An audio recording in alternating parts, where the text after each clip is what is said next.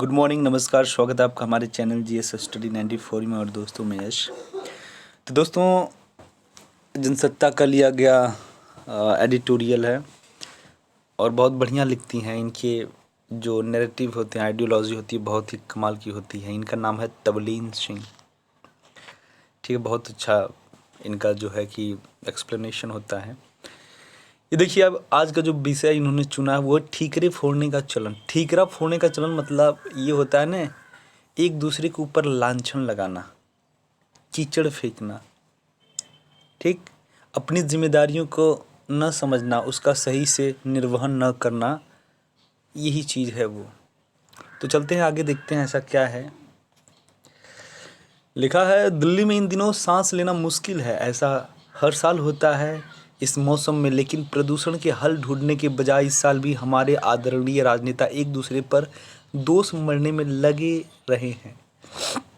तो आपको बता दें, हमारे भारतीय राजनीतिक में यदि कोई अव्यवस्था है और किसी व्यक्ति विशेष या किसी पार्टी विशेष से उसको जोड़ दें और कहें भैया ये आपकी जिम्मेदारी है, ये आपको करना चाहिए था, तो जो सत्ता पक्ष में जो नेतागण हैं ना, वो जो विपक्ष में बैठे हैं, जिनके पास इतना अधिकार ही नहीं है कि वो कुछ करा लें, तो वो उनके ऊपर जो है ठोकरें फोड़ने लगेंगे कि अच्छा, जब तुम थे सत्ता में तो तुम क्या कर दिए, अब हम सत्ता में आए हैं तो तुम हमसे नाला साफ करवाओगे, नदियाँ साफ करवाओगे, कचड़े उठवाओगे। इस प्रकार के आरोप प्रत्यारोप का खेल हमारे भारतीय राजनीति में विद्यमान है। तो वही है, मतलब ठोकरें फोड़ रहे हैं लोग एक दूसरे के ऊपर, पर अपनी जिम्मेदारी का निर्वहन कोई करने का प्रयास नहीं कर रहा है। यदि यही स्थिति रही तो भविष्य में मुझे लगता है कि प्रत्येक शहरों का वही हाल होगा जो आज के समय दिल्ली जैसे शहर का हाल है। और दिल्ली वासी जिस प्रकार से वहाँ परेशान है, आँखों में जलन हो रही है, सांस लेने में दिक्कत हो रही है, दिन में कुछ दिखाई नहीं दे रहा है, इतना धुंधला हो गया है, उसकी वजह से तमाम तरह के एक्सीडेंट हो रहे हैं, काम काज ठप पड़ रहा है। आपको बता दें, ये जो पर्यावरण से संबंधित जो समस्याएं चल रही हैं, प्रदूषण जो चल रहा है, ये किसी मतलब ये नहीं कि पर्टिकुलर इसी शहर की जिम्मेदारी है या बस यहीं तक रहेगा, नहीं, ये राष्ट्रीय चिंतन की बात है, राष्ट्रीय जिम्मेदारी की बात है। ठीक है,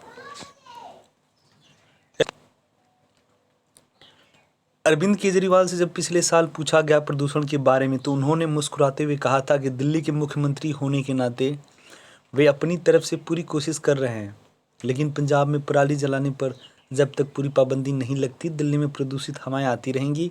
इस साल ऐसा नहीं कह सकें, इसलिए कि पंजाब में अब आम आदमी पार्टी की सरकार है। तो आप देख सकते हैं, इससे पहले जो दिल्ली सरकार थी उसका हमेशा एक जो है कि आरोप हुआ करता था कि हरियाणा और मुख्यतः देखा जाए तो पंजाब वाले जो है कि वहाँ पे पराली जला देते हैं, जिस वजह से भारी संख्या में धूल मिट्टी कण जो भी है, राख होक हमारी तरफ चली आती है और हमारी स्थिति खराब हो जाती है। हम भले अपने राज्य में सुधार करें, इन सारी चीज़ों को न करने दें, पर यदि पड़ोसी हमारा राज्य ऐसा करेगा तो दिल्ली वासी परेशान हो जाएंगे। पर दोस्तों, अब ये बात नहीं कह सकता, क्योंकि अब पंजाब के अंदर जो सरकार है वो आम आदमी पार्टी की है। तो ऐसा नहीं है कि दोस्तों की पराली कोई नहीं जला पाएगा। हाँ, ये है कि अब जो है कि सरकार आम आदमी पार्टी की है, तो औरों से अच्छा नियंत्रण किया जा सकता है, पर इसे जीरो नहीं किया जा सकता। ठीक है, तो ये जब तक प्रत्येक व्यक्ति इस चीज़ को महसूस नहीं करेगा, अपनी जिम्मेदारी नहीं समझेगा, तब तक आप कहें कि पर्यावरण को नियंत्रित किया जा सकता है, जो प्रदूषण हो रहा है, तो ये गलत है। प्रत्येक देशवासियों को इसको एक आज्ञाकारी के रूप में इस कार्य के निर्वहन के लिए सचेत होना पड़ेगा। इससे जो समस्याएं खड़ी हो रही हैं अभी वर्तमान में, इसका बड़ा रूप ले सकती हैं भविष्य में, उसको हमें समझना पड़ेगा, तब जाके हम कुछ कर पाएंगे। नहीं तो एक समय था हमारे बगल में पोखरा उखरा, पोखरा का मतलब एक तालाब होता है, तो आज भी मुझे बचपन की कुछ बातें याद हैं। तो जो आज सरकारी हैंडपंप आप देख रहे हैं या घर में जो हैंडपंप लगा हुआ है, इन सब चीज़ों की व्यवस्था नहीं थी। अगर थी भी तो कुछ चुनिंदा लोगों के पास थी जो उस लायक थे, जो आर्थिक रूप से मजबूत थे। तो ऐसे लोग कुछ ज़्यादातर लोग जानते हैं या तो कुओं के ऊपर निर्भर हुआ करते थे या तो तालाब के ऊपर। तो तालाब इतना स्वच्छ हुआ करता था, पर आज देखिए जैसे ही हमारी निर्भरता इन तालाबों से, इन कुओं से हटी, आज वो स्थिति है कि दोस्तों हम लोगों ने उसको पाट दिया है, गंदगी से, कचरा से उसमें डाल के पाट कर उस पे मकान बना दिया है। अब अगर आप देखेंगे ना तो जो 4-4, 5-5 बीघे में पोखरा हुआ करता था, आज वो एकदम संकीर्ण हो चुका है, एकदम पट चुका है, मानो कोई बहा हो। तो जो मानवीय महत्वाकांक्षाएं हैं वो बहुत ही गंदी है। जैसे ही हमारा उनके ऊपर से ख़त्म होता कि भैया अब हम कहीं और अपना जा रहे हैं, ठीक है, हमारे पास कोई अलग विकल्प हो गया, उसके बाद हम आपको ख़त्म कर देते हैं। ये है सो केजरीवाल का दोष मरने में लग गए हैं भारतीय जनता पार्टी के प्रवक्ता और आला नेता। कब आएगा वह दिन जब हमारे राजनेता समझ पाएंगे कि प्रदूषण राष्ट्रीय समस्या है, शहरी नहीं। तो बहुत सारे लोग हैं जो अरविंद केजरीवाल को नसीहत देते फिर रहे हैं कि तुम्हारे ही राज्य में हमेशा यही समस्या होती है, तुमको देखना चाहिए, हम लोग तो सही हैं। पर नहीं, आपको बता दें ये आज शहरी समस्या है, मानता हूँ, पर भविष्य में यदि यही स्थिति रही, प्रत्येक शहरों का यही हाल होगा। तो इस तरह की गलतियाँ ना हो, आप लोग सचेत रहें, जागरूक रहें, लोगों को अवेयर करें, ठीक है। नहीं तो किसी के भी परिवार में यदि प्रदूषण से मौत होती है तो दोस्तों बहुत ही एक तरह से अपराध की श्रेणी में वो आता है। और अपराध कौन कर रहा है? हम आप सब मिलकर कर रहे हैं।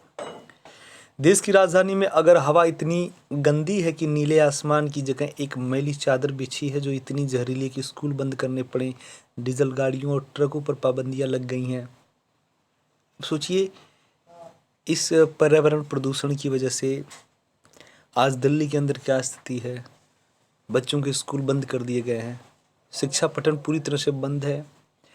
एक समय था जब नीला आसमान दिखता था, आज मैली चादर दिख रही है। उसके नीचे हम लोग कैसे जिएंगे, कैसी हवा लेंगे? मतलब जितना मुझे लगता है आज जीने से ज़्यादा है कि भैया पहले आप ऑक्सीजन वगैरह घर में रखें, तमाम तरह की मेडिसिन रखें अपने को क्योर होने के लिए। पर आपको लगता है अभी तो हम अपनी सुरक्षा खुद कर ले रहे हैं, कभी ऐसी भयानक स्थिति कोरोना जैसी ना आ जाए कि सारी जो मेडिकल इक्विपमेंट है वो धरी की धरी रह जाएं और कई ज़िंदगियां ऐसे ही काल के ग्रास बन जाएं। होगा ये? आपको लगता है कि यदि कोई माइल्ड या सीवियर प्रॉब्लम से जूझ रहा है, प्रदूषण से होने वाली बीमारियों से, तो उसे कोई बचा सकता है? बहुत ही रेयर है। ऐसा है ना कि क्या मतलब है, एक तरह से आप पैसा कमा रहे हैं और भौतिक सुख सुविधा इतना ज़्यादा हासिल कर ले रहे हैं कि भूल गए कि ये जो पृथ्वी हमारी घर है उसको भी साफ़ सुथरा रखना है। जानते कभी कभार जब हम कोई मूवीज़ वगैरह कोई इंटरटेनमेंट की चीज़ देखते हैं तो वहाँ पे विदेशी सड़कें जब देखते हैं, विदेशी झरने देखते हैं, तालाब, कुआँ, नदियाँ देखते हैं, सड़कें देखते हैं, तो दिल गदगद सा हो जाता है कि काश हमारे यहाँ होता। हमारे यहाँ कैसे होगा? वहाँ पे जिम्मेदारी खाली वहाँ के राजनेताओं की नहीं है। स्विट्ज़रलैंड वगैरह जब आप देखते होंगे मूवी में, फिल्मों में, गानों में, तो वहाँ की जिम्मेदारी प्रत्येक वहाँ के नागरिक की होती है। तब वहाँ पे टूरिज़्म इतना विकसित है, इतना आगे है, स्वच्छता है, सफाई। यहाँ तो कोई खा नहीं खाया, सिगरेट, बीड़ी, तंबाकू लोग घर में फेंक देते हैं, तो सड़कों पे तो भैया कितना कचरा कर देंगे ये आप सोच सकते हैं। और आपको पता होगा कि दिल्ली के अंदर जब आप इंटर करेंगे तो गाज़ियाबाद से पहले ही एक गाज़ीपुर आता है। मैं गया था घूमने के लिए, मुझे पहले लगा कि अरे दिल्ली के अंदर भी पहाड़ है क्या? फिर एक चचा जी बैठे थे, उन्होंने बताया नहीं भैया ये पहाड़ नहीं है, ये कचड़े का ढेर है जो पहाड़ से बड़ा दिख रहा है, लग रहा है। तो ये है, देखिए दिल्ली वासी अगर आज पॉल्यूशन से डिस्टर्ब हो रहे हैं तो सबसे बड़ा कारण वो भी है, ठीक है। कचरे का निस्तारण वहाँ पे नहीं किया जा रहा है और कचरा फेंकते फेंकते एक पहाड़ का रूप ले लिया है। तो इसकी जिम्मेदारी किसकी है? कुछ चीज़ों की गहरी जो जिम्मेदारियां हैं वो सरकारों की है, पर सरकार के साथ प्रत्येक देशवासियों की है। एक अनुभवी रणनीतिक पंडित होने के नाते मैंने सीखा है कि जब समस्या ऐसी हो जिसका समाधान कठिन और पेचीदा हो तो सरकारी अफसर अदृश्य हो जाते हैं और राजनेता एक दूसरे पर कीचड़ उछालने में लग जाते हैं। शहरों में देखिए नगर निगम हैं तो फलाने हैं ढिकाने हैं, मतलब छोटे छोटे कर्मचारी हैं, अधिकारी हैं, जिनका कार्य यही होता है कि भैया एक कचरा है इसकी मरम्मत करें, नालियाँ टूटी हैं इसकी मरम्मत कराएं। पर आप देख रहे होंगे कि आए दिन जिस प्रकार से सुनने को आता है, भैया नालियों का कोई ऊपर से हटा दिया था, उसमें कोई बच्चा गिर गया, बह गया, कोई मर गया, कोई गिर गया। ठीक, ये लोग जब समस्याएं आती हैं ना तो गायब हो जाते हैं। ये जानते हैं कि यदि मैं गायब नहीं हुआ तो पूरा आरोप मेरे ऊपर लग जाएगा। ऐसे में क्या है कि ऑफिस बंद करो, बाबू साहब गायब हो गए। तो उसके बाद जो राजनेता है एक दूसरे के ऊपर कीचड़ उछालते हैं, और यही राजनेता यदि सख्ती के साथ इन्हें पालन करने के लिए कह दें तो शायद ये स्थिति दिल्ली सरकार या किसी भी शहर के लिए नहीं आएगी। इसीलिए कहा जाता है यदि आप सख्ती के साथ रहेंगे तभी जो आपके नीचे लोग काम कर रहे हैं वो भी उसी चीज़ का परिचय देंगे, अन्यथा वो भी कहेंगे भैया जब हमारा राजा ही ऐसा तो हम ऐसा क्यों न रहें। क्योंकि हम आप उनसे जवाब नहीं मांगते। अंग्रेजी में कहावत है कि लोगों को वैसी ही सरकारें मिलती हैं जो उनके लायक हो, सो क्या गलती हमारी है। देखिए बहुत अच्छी बात इन्होंने लिखा है। ऐसा तो नहीं है कोई ज़बरदस्ती आके हमारे ऊपर वो शासन कर रहे हैं, ठीक है, किसी कार्य को करने के लिए हमारे ऊपर दबाव बना रहे हैं कि भैया नहीं हम ही को वोट देना है। हम स्वतंत्र हैं, हम एक डेमोक्रेटिक कंट्री में हैं, एक लोकतंत्र हैं। लोकतंत्र बोले तो हमारे पास अधिकार है अपनी खुद की सरकार चुनने का, हमारे पास अभिव्यक्ति की स्वतंत्रता है। यहाँ पे संवैधानिक आपातकाल है, आपने पढ़ा होगा राष्ट्रीय आर्टिकल 352, राष्ट्रपति शासन आर्टिकल 356, वित्तीय आपात आर्टिकल 360। तो ऐसी ऐसी चीज़ें हमारे पास है, पर उसका कोई उद्देश्य ही नहीं है। लोग गलत तरीके से उसका इम्प्लीमेंटेशन करते हैं, अपनी ज़रूरतों के हिसाब से उसको यूज़ करते हैं, मिसयूज़ करते हैं, सबको पता है। 1975 में जब इमरजेंसी इम्प्लीमेंट हुआ था हमारे देश में, तो इन्हीं चीज़ों का किस प्रकार से, यदि आर्थिक आपात की बात छोड़ दें तो राष्ट्रपति शासन और राष्ट्रीय आपात दोनों का बहुत तगड़ा मिसयूज हुआ था उस समय। लेकिन यह भी सच है कि कुछ ऐसी चीज़ें हैं जिनमें आप आम लोग कुछ नहीं कर सकते हैं। गंभीर लापरवाही जो साफ दिख रही है कि प्रदूषण को लेकर वो हमारे शासकों की है। नीतियाँ बनाने का काम हमने उनको सौंपा है। शहरों की आबो हवा स्वच्छ रखना सरकारों की सबसे महत्वपूर्ण जिम्मेदारियों में से है, लेकिन बावजूद इसके कि देश के आला राजनेता दिल्ली में रहते हैं। ऐसा क्यों है कि पर्यावरण के बारे में प्रधानमंत्री की आवाज़ सिर्फ अंतर्राष्ट्रीय सभाओं में सुनने को मिलती है। आपने देखा होगा कि जो अपने घर में समस्या होती है, जहाँ से वो ओरिजिन होती है, वहाँ लोग नहीं देखते हैं, जाके दूसरे के घर पे, ठीक है, ये ठीकरा फोड़ते हैं कि भैया तुम्हारी वजह से हमारा घर परिवार बर्बाद हो रहा है, और अपने घर में नहीं देखेंगे क्या स्थिति चल रही है। तो यही इनका कहने का मतलब ये है कि अंतर्राष्ट्रीय सभाओं में जिस प्रकार से जाकर हम भारत के प्रतिनिधि वहाँ रोते हैं कि जो भी समस्याएं हैं वो विकसित राष्ट्रों की वजह से हैं। आप विकास की राह में इतने अंधे हो चुके हैं कि कार्बन उत्सर्जन करते चले जा रहे हैं, खनन करते चले जा रहे हैं, जिसकी वजह से भारत और कुछ विकासशील राष्ट्र पूरी तरह से परेशान हो गए हैं। तो बता दें कुछ प्रभाव तो इनका है, मैं मानता हूँ, पर सबसे पहली जो बात है, अपने शहरों को भी तो स्वच्छ रखो। आपकी नदियों को किसने गंदा किया? अमेरिका ने, ब्रिटेन ने गंदा किया है, अफ्रीका ने गंदा किया आपकी नदियों को। गंगा की नदियों को किसने गंदा किया बताइए। आप चले जाएंगे शहरों की जो मुख्य नाले हैं वहाँ पर जाकर देखेंगे, जब उनका सीवेज गंगा में जाता है तो आपको पता ही नहीं चलेगा साला गंगा का पानी कौन है, सीवेज का नाले का पानी कौन है।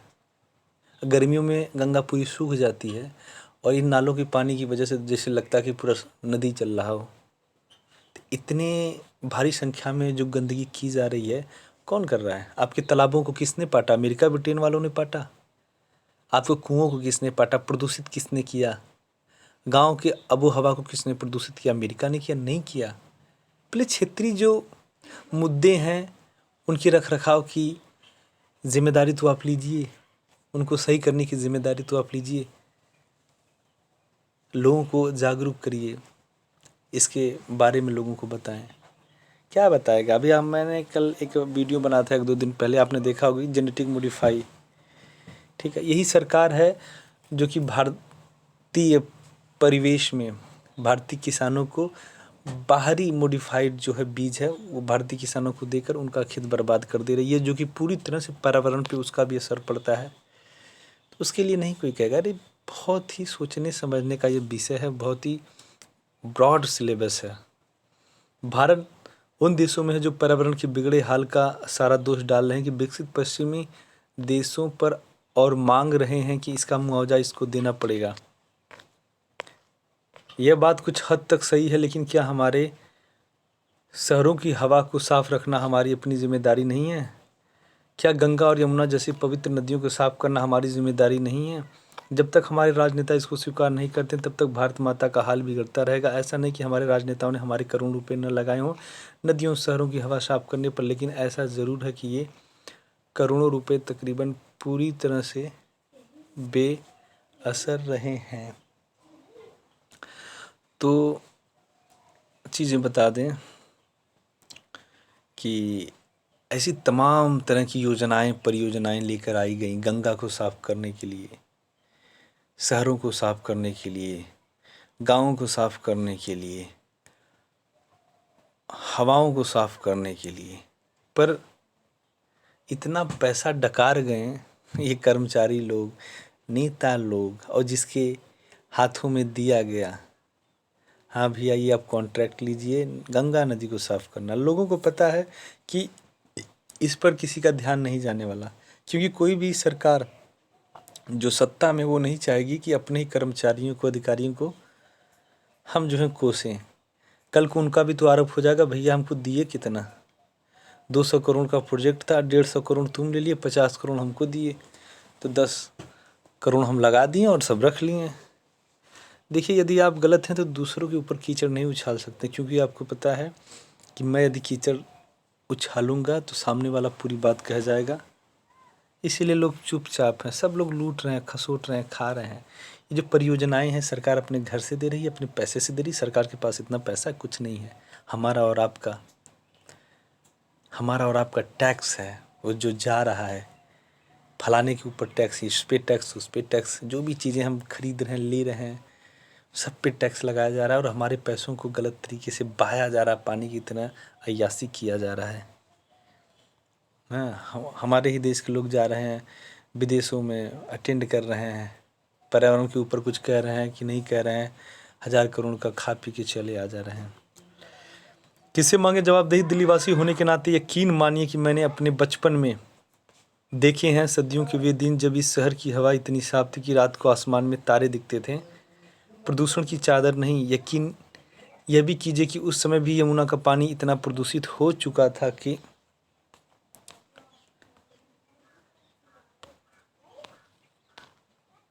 उसको सिर्फ बागों में इस्तेमाल किया जाता था, और जब माली डालते थे पानी पौधों को तो बदबू घरों के अंदर तक आती थी।